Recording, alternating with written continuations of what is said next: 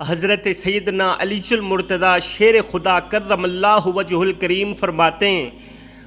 ہیں ایک دن میں رسول خدا صلی اللہ علیہ وسلم کی مجلس میں بیٹھا ہوا تھا۔ میرے نبی نے فرمایا، صحابہ زندگی میں کبھی بھول کر کے بھی اپنی دولت کی نمائش نہ کرنا، غریبوں کے سامنے، اللہ تعالیٰ کی غریب مخلوق کے سامنے پیسوں کی نمائش نہ کرنا، دولت کی نمائش نہ کرنا، اس سے غریب کا دل دکھے گا۔ فرمایا اس گناہ عظیم سے بچنا، کسی کا دل نہ دکھانا۔ فرمایا دنیا میں دو لوگ ایسے رہتے ہیں جنہیں دیکھ کے اللہ تعالیٰ مسکراتا ہے۔ یہ دو لوگ ہر وقت، ہر گھڑی، ہر لمحے خدا تعالیٰ کی رحمت کی آغوش میں رہتے ہیں۔ ان کے اوپر ہر وقت اللہ تعالیٰ کی رحمت کا سایہ رہتا ہے۔ اللہ تعالیٰ انہی رحمت کی نگاہ سے دیکھتا ہے، کرم کی نگاہ سے دیکھتا ہے۔ پوچھا گیا، یا رسول اللہ وہ دو خوش قسمت ترین لوگ ہیں کون کون سے؟ میرے کریم نبی نے فرمایا، پہلے وہ لوگ جو مال و دولت رکھنے کے باوجود بھی، امیر کبیر ہونے کے باوجود بھی، اقتدار، بڑا عہدہ، سرکاری کرسی رکھنے کے باوجود بھی جب وہ غریبوں کے سامنے بیٹھتے ہیں، جب وہ اللہ کی غریب مخلوق کی مجلس میں بیٹھتے ہیں تو دیکھنے والوں کو غریب محسوس ہوتے ہیں، دیکھنے والوں کو عاجز محسوس ہوتے ہیں۔ دیکھنے والے یوں محسوس کرتے ہیں، یار اس کے اندر عاجزی کوٹ کوٹ کے بھری گئی ہے۔ اس کا مطلب یہ نہیں ہے کہ وہ اچھا کھاتے نہیں، وہ اچھا پیتے نہیں۔ اللہ تعالیٰ نے اتنا بڑا رزق دیا، اللہ تعالیٰ نے نام دیا، شہرت دی، اقتدار دیا، عہدہ دیا، سرکاری کرسی دی، وہ اللہ تعالیٰ کی ان تمام نعمتوں کا شکر ادا نہیں کرتے۔ نہیں، اس کا مطلب یہ ہے کہ وہ اپنی دولت کی غریبوں کے سامنے نمائش نہیں کرتے، دولت کی نمائش کر کے غریبوں کا دل نہیں دکھاتے، غریبوں کو پریشان نہیں کرتے۔ ہائے آج کی اس معاشرے میں ہم نے اپنی دولت کی نمائش کچھ اس طرح کی، پیسوں کی نمائش کچھ اس طرح کی کہ ہم نے غریب کا جینا محال کر دیا، غریب کا جینا حرام کر دیا۔ غریب دعا کرنے پہ مجبور ہو گیا، موت مانگنے پہ مجبور ہو گیا، یا اللہ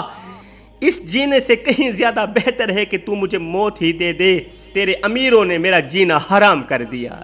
یا تو مجھے رزق دے یا تو مجھے مار دے۔ آپ دیکھتے نہیں ہیں شادی کے موقع پر ہم نے جہیز اپنی ہی بیٹی کو دینا ہوتا ہے، لیکن ہم کیا کرتے ہیں، اس جہیز کو چار پائیوں پہ بچھا دیتے ہیں، پھر محلے میں آواز لگاتے ہیں دوسری بچیوں کو، بچیوں آؤ ہماری بچی کا جہیز دیکھو، آؤ نا دیکھو ہم اپنی بچی کو جہیز میں کیا کچھ دے رہے ہیں، کتنے ٹرک سامان کے دے رہے ہیں، کیا کچھ دے رہے ہیں۔ اللہ اکبر، کاش آپ نے یہ بھی سوچ لیا ہوتا کہ جو بچیاں تیری بچی کا جہیز دیکھنے آئی ہیں ان بچیوں میں سے لاوارث بچی بھی موجود ہے، ان بچیوں میں سے اس غریب بوڑھے باپ کی بچی بھی موجود ہے،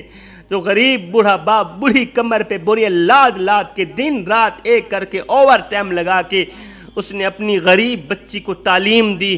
اس کو اچھا کھلایا، اچھا پلایا، کڑکتی دھوپ میں تتی ریت پہ بوریاں لاد لاد کے دن رات ایک کر کے غربت کے دور میں اس نے اپنی بیٹی کو تعلیم دی، بیٹی کو جوان کیا۔ آج اس کی بیٹی جوان ہی کیا ہوئی کہ میرے معاشرے کے نوجوانوں نے یہ کہہ کر اسے ٹھکرا دیا کہ یہ غریب ہیں، یہ جہیز نہیں دے سکیں گے، اس لیے ہم اس کی بیٹی کو قبول نہیں کرتے۔ اس کی بیٹی گھر میں بیٹھی بیٹھی اس کے بال سفید ہو گئے، میرے معاشرے کے نوجوانوں نے اسے قبول نہیں کیا اس لیے کہ وہ غریب ہیں، جہیز نہیں دے سکتے، جہیز دینے کی ہمت نہیں رکھتے۔ اللہ اکبر و نادانو، مرنے کے بعد اللہ رسول کو کیا منہ دکھاؤ گے؟ میرے نبی نے جس غریب کو عزت دی تھی، فرمایا میری امت میں سر اٹھا اٹھا کے چلنا، ہم ظالموں نے اس غریب کا ستیہ ناش کر دیا، اس غریب کا سر مٹی میں ملا دیا، وہ بیچارہ موت مانگنے پہ مجبور ہو گیا۔ فرمایا صحابہ کسی بیوہ عورت کے سامنے اپنی بیوی سے پیار نہ کرنا۔ فرمایا او صحابہ کسی بیوہ عورت کے سامنے اپنی بیوی کی تعریف بیان نہ کرنا، کسی یتیم بچے کے سامنے اپنے بچے کو پیار نہ دینا، اس سے یتیم بچے کا دل دکھے گا، یتیم بچے کو مرا ہوا باپ یاد آئے گا۔ کسی زمانے میں ایک غیر مسلم نے کلمہ پڑھ کے اسلام قبول کر لیا، اس سے پوچھا گیا کہ اسلام کی کون سی بات نے تیرے دل کی دنیا بدلی؟ اسلام کی کس بات نے تجھے اتنا متاثر کیا کہ تو کلمہ پڑھ کر آباء و اجداد والا دھرم چھوڑ کے مسلمانوں کا دین قبول کر لیا؟ اس نے کہا کہ رسول خدا صلی اللہ علیہ وسلم کی زندگی کے ایک واقعے نے میری زندگی بدل ڈالی، صرف ایک ہی واقعہ میری ہدایت کا سبب بن گیا۔ وہ کہنے لگا کہ مجلس رسول لگی ہوئی تھی، صحابہ کرام کا جمع غفیر تھا، اتنے میں ایک شخص دوڑتا ہوا آیا، کہنے لگا یا رسول اللہ آپ دعا فرمائیں، میرا بچہ کئی دنوں سے گم ہے، مجھے مل نہیں رہا، دعا کریں میرا بچہ مجھے مل جائے۔ قبل اس کے کہ آقا علیہ الصلوۃ والسلام دعا کے لیے ہاتھ اٹھاتے، اتنے میں ایک صحابی کھڑا ہوا، کہنے لگا یا رسول اللہ ابھی تھوڑی دیر پہلے میں اس کے بچے کو فلاں باغ میں بچوں کے ساتھ کھیلتا ہوا دیکھ کے آیا ہوں، اس کا بچہ فلاں باغ کے نیچے دوسرے بچوں کے ساتھ کھیل رہا ہے۔ جیسے ہی باپ نے سنا کہ میرا بچہ فلاں جگہ موجود ہے تو باپ نے دوڑ لگا دی، فرمایا صحابہ جاؤ اسے روکو، میرے پاس لے کے آؤ۔ اس نے کہا حضور آپ جانتے ہیں کہ ایک باپ کے جذبات کیا ہوتے ہیں؟ فرمایا میں اچھی طرح سے آگاہ ہوں، لیکن تمہیں بلایا ہے، بلانے کا بھی ایک مقصد ہے۔ فرمایا جب تم باغ میں جاؤ، جب تم اپنے بچے کو دوسرے بچوں کے ساتھ کھیلتا ہوا دیکھو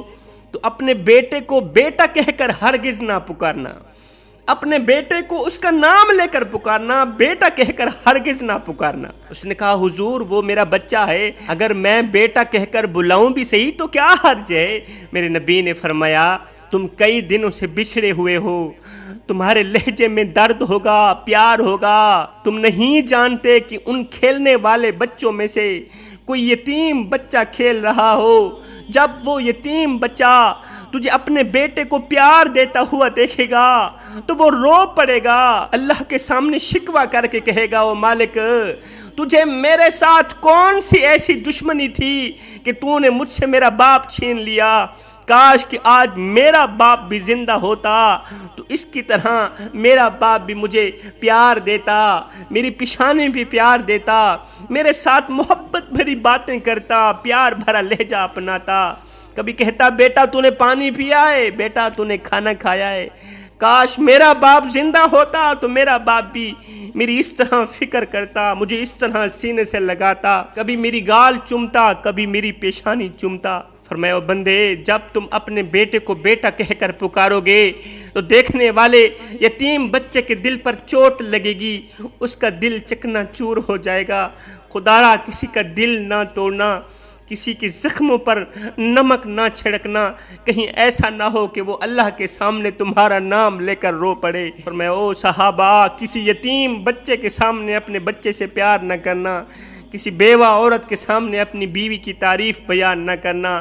اور کسی غریب کے سامنے اپنی دولت کی نمائش نہ کرنا۔ فرمایا دوسرے لوگ جنہیں دیکھ کے میرا اللہ مسکراتا ہے، اللہ تعالیٰ ان کو پسند فرماتا ہے، وہ ہیں دنیا کے پیچھے بھاگنے والے، دوڑنے والے لوگوں کو پکڑنے والے لوگ۔ نادانو تم کہاں جا رہے ہو؟ یہ دنیا ہے، یہ دھوکے کا گھر ہے، یہ مچھر کا پر ہے، یہ مکڑی کا جالا، یہ غدار، یہ مکار، یہ فریب، اور تم فریب کے پیچھے کیوں بھاگتے دوڑتے چلے جا رہے ہو؟ دنیا کی خواہشات کا تعلق تو جہنم کے ساتھ ہے، اور تم جہنم کی طرف کیوں بھاگتے دوڑتے چلے جا رہے ہو؟ فرمایا دنیا کے پیچھے بھاگنے والوں کو پکڑنے والے لوگ ہر وقت اللہ تعالیٰ کی رحمت کی آغوش میں رہتے ہیں۔